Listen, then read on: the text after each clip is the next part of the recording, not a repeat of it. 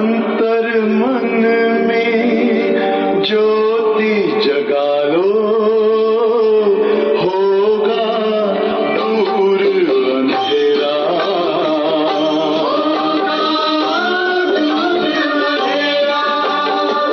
शिव का कर लो ध्यान, आ रहा पावन पुण्य सवेरा।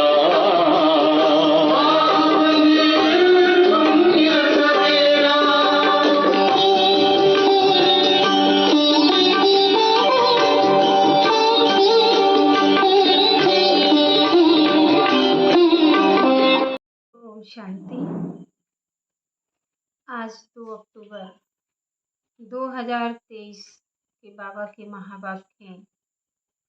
मीठे बच्चे, नई दुनिया के लिए बाप तुम्हें सब नई बातें सुनाते, नई मत देते, इसलिए उनकी गत मत न्यारी गाई जाती है।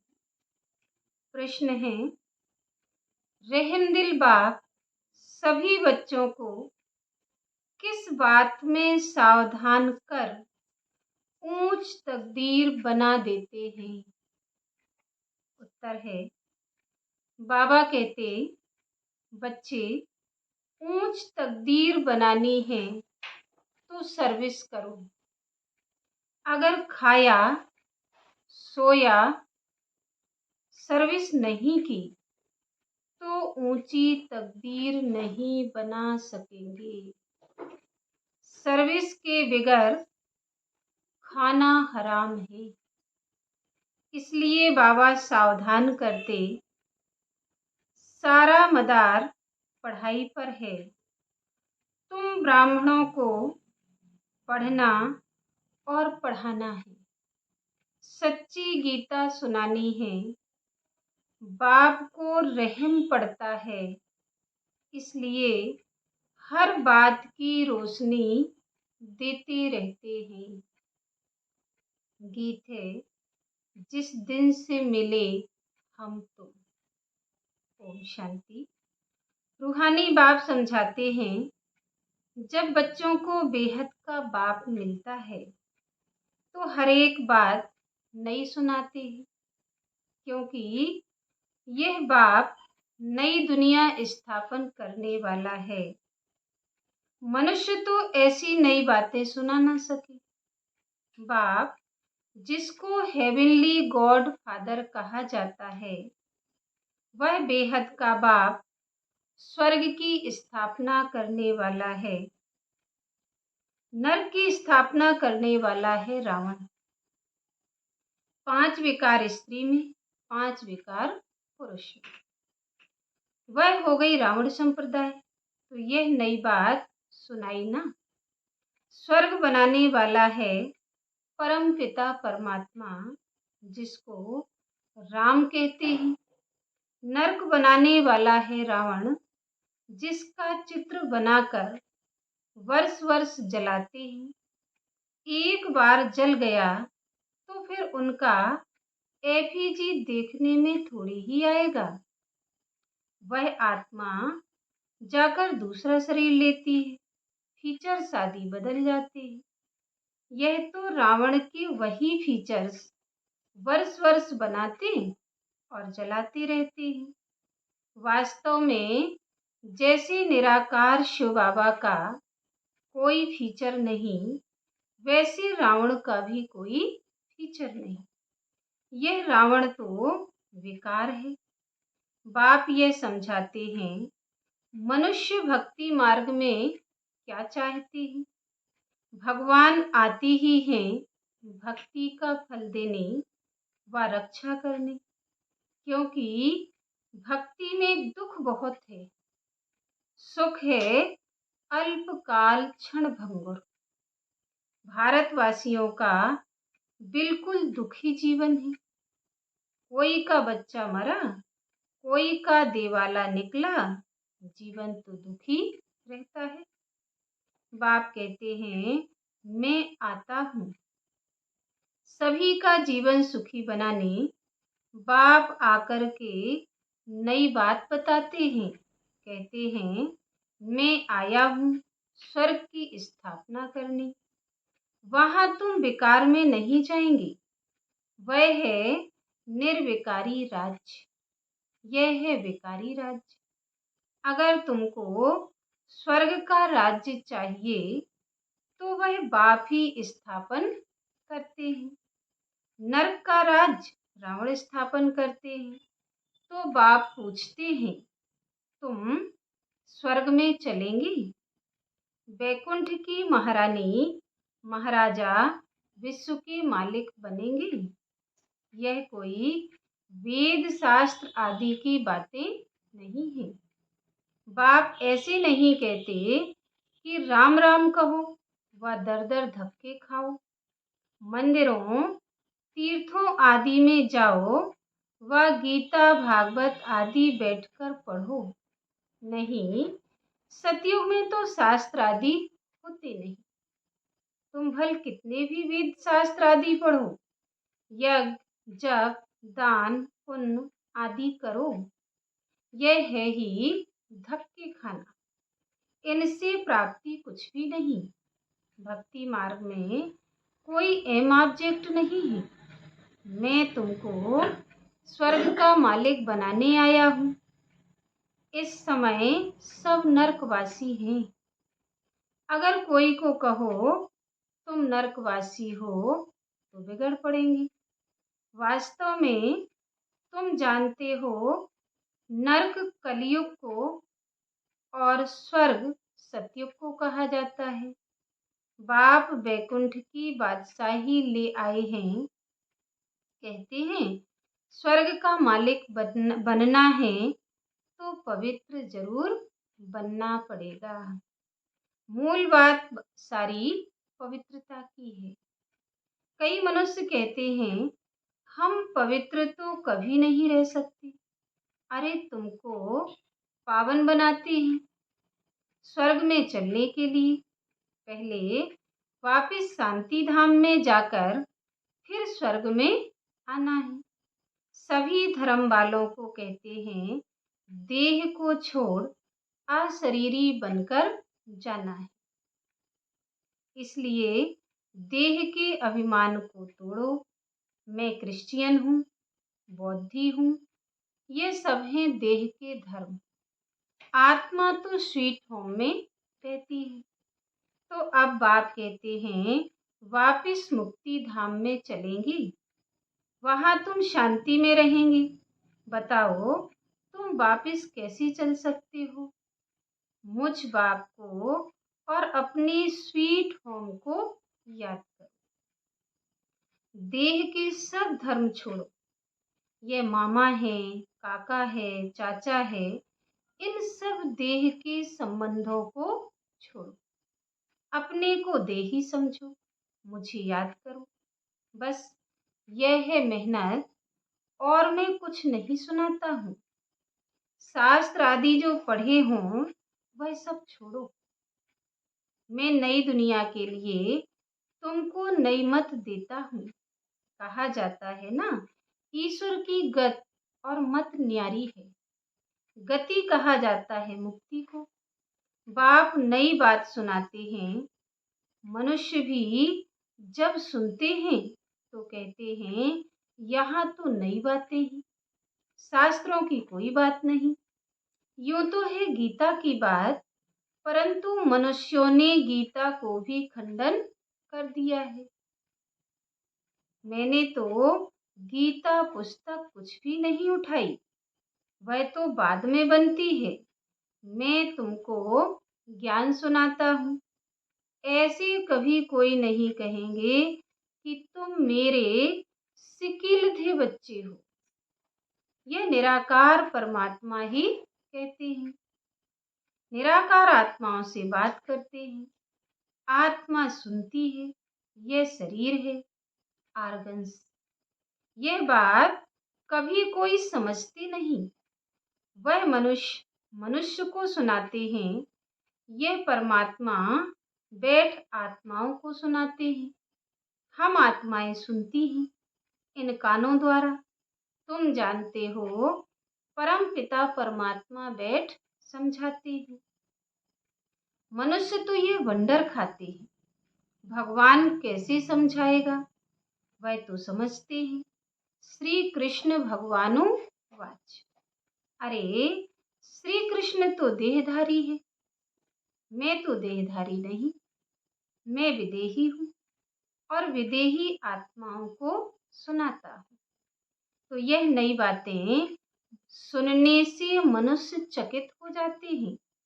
जो कल्प पहले वाले बच्चे सुनकर गए हैं, उन्हों को तो बहुत अच्छा लगता है। पढ़ते हैं, मम्मा बाबा कहते हैं, इसमें अंधश्रद्धा की तो कोई बात नहीं। लौकिक रीति भी बच्चे माँ बाप को माँ बाप कहते हैं। अभी तुम उन लौकिक माँ बाप की याद छोड़ पारलौकिक माता पिता को याद करो। ये पारलौकिक माँ बाप तुम्हें अमृत की लेन देन सिखलाने वाले हैं। कहते हैं, हे बच्चे, अब विष की लेन देन छोड़ो, मैं तुमको जो शिक्षा देता हूँ वह 1-2 को दो, तो तुम स्वर्ग के मालिक बन जाएंगे। थोड़ा सुनेंगे तो भी स्वर्ग में आ जाएंगे, परंतु औरों को आप समान नहीं बना सकते, तो दास दासी जाकर बनेंगे। दास दासियों में भी नंबरवार होते हैं। बच्चों को संभालने वाले दास दासियां जरूर अच्छे मर्तबे वाले होंगे। यहाँ रहते हुए अगर पढ़ते नहीं तो दास दासी बन पड़ते हैं। प्रजा में भी नंबरवार होते हैं। जो अच्छी रीति पढ़ते हैं वह इतना ऊंच पद पाते हैं। प्रजा में साहूकारों के भी दास दासियां होंगी। हरेक को अपनी शकल देखनी है, हम क्या बनने लायक हैं। बाबा से अगर कोई पूछे तो बाबा झट बता देंगे। बाप तो सब कुछ जानते हैं और सिद्ध कर बतलाते हैं कि इस कारण तुम यह बनेंगे। भल सरेंडर किया, उसका भी हिसाब किताब है। सरेंडर किया है परंतु कुछ सर्विस नहीं करते, सिर्फ खाते पीते सोते रहते हैं। तो जो दिया वह खाकर खत्म करते हैं। दिया सो खाया, सर्विस नहीं की तो थर्ड क्लास दास दासी जाकर बनेंगे। हाँ, सर्विस करते हैं और खाते हैं तो ठीक है।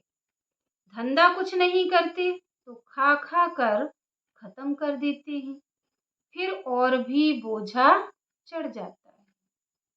यहाँ रहते हैं, जो दिया सो खाया, जो फल नहीं देते हैं परंतु सर्विस बहुत करते हैं तो वह ऊंच पद पा लेते हैं। मम्मा ने धन कुछ नहीं दिया परंतु पद बहुत ऊंच पाती है, क्योंकि बाबा की रूहानी सर्विस करती है। हिसाब है ना, कईयों को नशा रहता है, हमने तो सब कुछ दे दिया।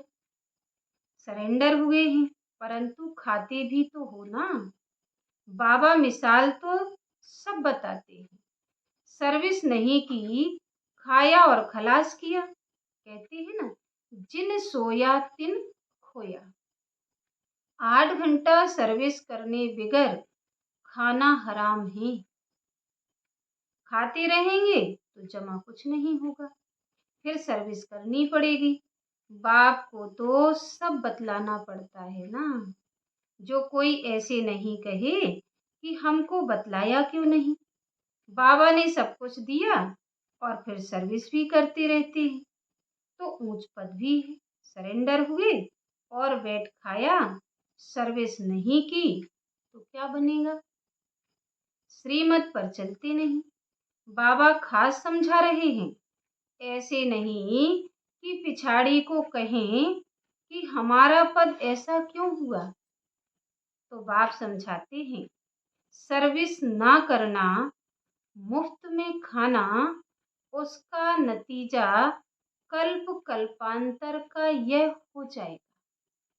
इसलिए बाबा सावधान करते हैं, समझना चाहिए कल्प कल्पांतर के लिए हमारा पद भ्रष्ट हो जाएगा।